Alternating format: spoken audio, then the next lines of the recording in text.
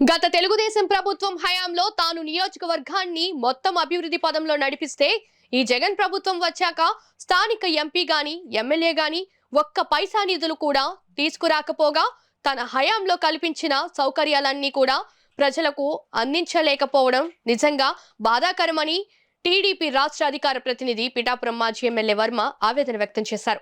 పిఠాపురం పట్టణం 3వ వార్డులో బాబు ష్యూరిటీ భవిష్యత్తు గ్యారంటీ మన ఇంటికి మన వర్మ కార్యక్రమాలను పార్టీ నాయకులు కార్యకర్తలతో కలిసి మాజీ ఎమ్మెల్యే వర్మ నిర్వహించారు. ఇంటింటికి వెళ్లి గత తెలుగుదేశం ప్రభుత్వం హయాంలో పిఠాపురానికి చేసిన అభివృద్ధి పనులకు సంబంధించి టీడీపీ మేనిఫెస్టోకు సంబంధించిన కరపత్రాలను అందించారు. ఈ సందర్భంగా మాజీ ఎమ్మెల్యే వర్మ మీడియాతో మాట్లాడారు.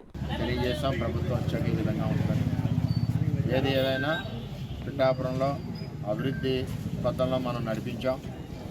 22 కోట్లు పెట్టి వాటర్ స్కీమ్ తెచ్చాం, పాలిటెక్నిక్ కాలేజ్ ఇచ్చాం, స్పోర్ట్స్ కాంప్లెక్స్ ఇచ్చాం, డిగ్రీ కాలేజ్ ఇచ్చాం, ఆర్ఆర్బిహెచ్ కాలేజీలో రూమ్స్ అన్నీ కూడా కట్టాం.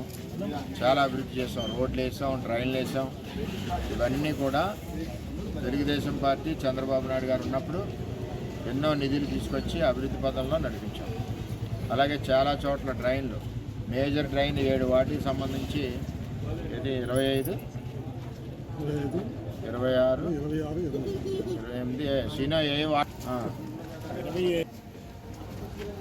మేజర్ డ్రైన్ ఏదైతే ఉందో ప్రజలు ఇబ్బంది పడుతున్నారో 27, 26, 28, 5, 6 వాటికి సంబంధించి 4 వాటికి సంబంధించి 80 లక్షల రూపాయలతో డ్రైన్ పెట్టి పనులు మొదలుపెట్టాం. ఎందుకంటే ఈ డ్రైనేజ్ వ్యవస్థ వలన ప్రజలు ఇబ్బంది పడుతున్నారు.